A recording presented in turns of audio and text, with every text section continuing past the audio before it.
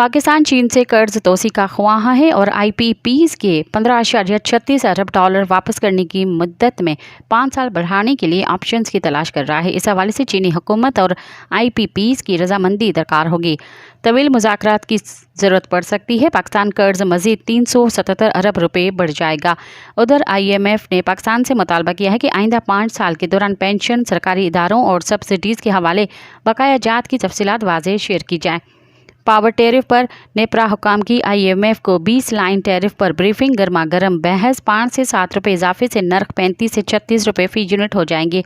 IMF के mission की इस्लामाबाद में मौजूदगी के दौरान जो कि पाकिस्तान के बढ़ते हुए कर्ज की अदायगी की सलाहियत का जायज़ा ले रहा है, और उसने कर्ज के नए मुआहदे पर रस्मी मुज़ाकरात शुरू होने से पहले ही पेंशन्स और SOPs और सब्सिडीज़ से मुतल्लिक़ वाजिबुल अदा रक़म के हिसाबात मांग लिए हैं। मज़ीद ख़बरन ऐं तफ़सीलात लाइ विज़िट कयो असांजी वेबसाइट www.awamiNewsHD.com ऐं ॾिसंदा रहो अवामी न्यूज़ HD।